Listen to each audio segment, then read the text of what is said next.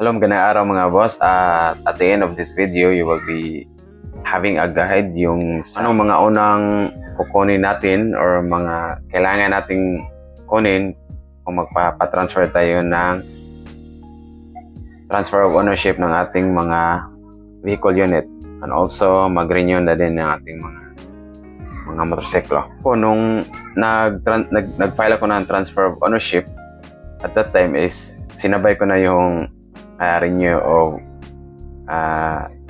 yung pag-renew ng motorcycle. So far nag-succeed naman. So muntik nang hindi mag-succeed dahil sa mga requirements na ginawa ko, may mga kulang. So kaya ko ginawa yung video nito para na din magsilbing guide natin or magsilbing guide ninyo kung magpapa transfer of ownership na kayo ng inyong mga vehicle unit, and also para maisabay yun na din sa renewal para mas makatipid kayo sa insurance and aside yun sa emission. So isang kuhaan na lang kung isasabay ninyo sa transfer of ownership. Kung magpa-transfer of ownership na tayo ng ating mga motor o magpa-renew na tayo, so unang-una tayo ng LTO, dalhin mo na yung mga lahat ng requirements at may photocopies ka na each. Kukuha muna kayo doon ng confirmation request.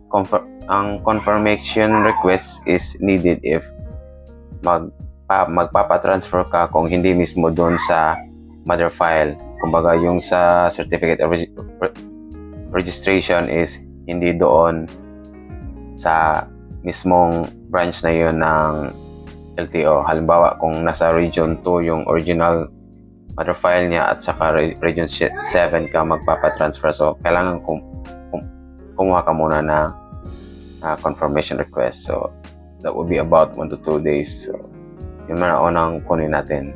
Dapat walang sira yung mga motor natin. So yung mga ilaw dapat hindi pundido, okay lahat, at saka yung sa plaka natin, so dapat walang biyak.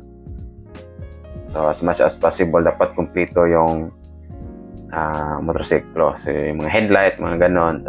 And then at least dapat malinis yung motor. So mga ganon.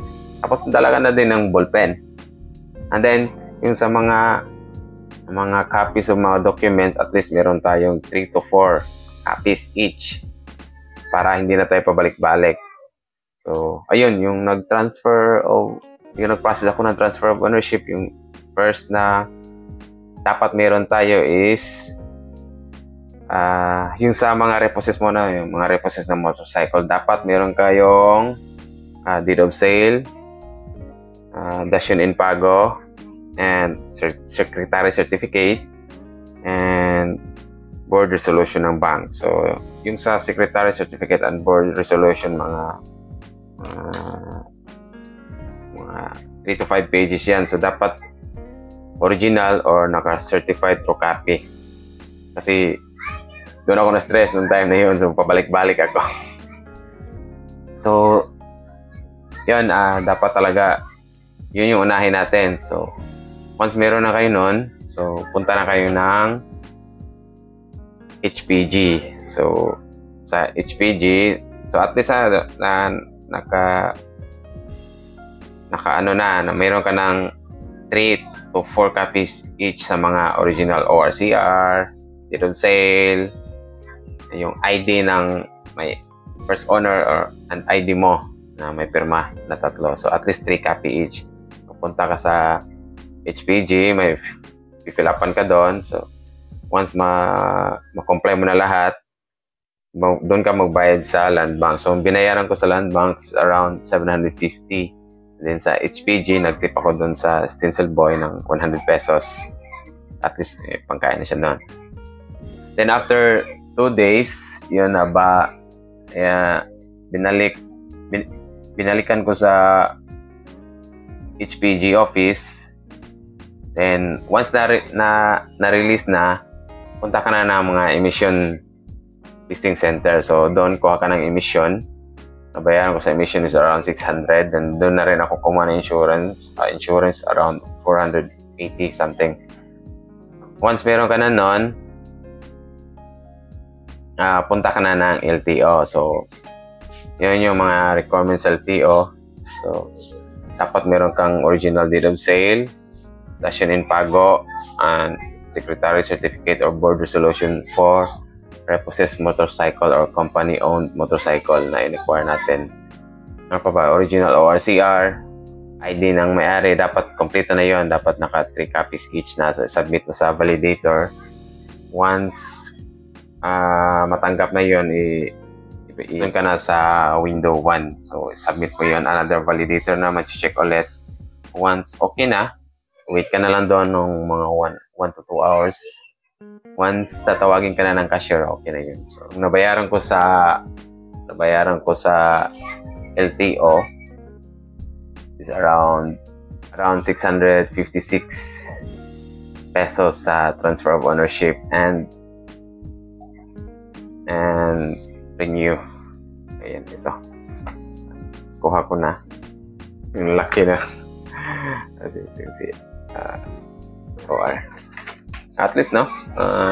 Yung sa panonood and this way, yun po yung mga list of requirements. So, nagastos ko mga around 3,000 less. Ganun.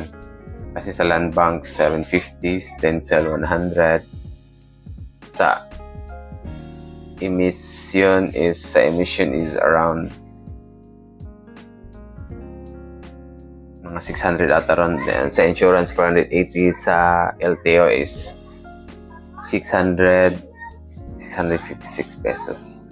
Tapos, sana nakatulong, no? And huwag nyo kalimutan yung tip para mas soft yung ano ninyo, yung transaction niyo. So, yung sa first tip natin, at least meron tayong ballpen, 3 copies is each of the documents, then meron tayong mga barya pang parking, ganon.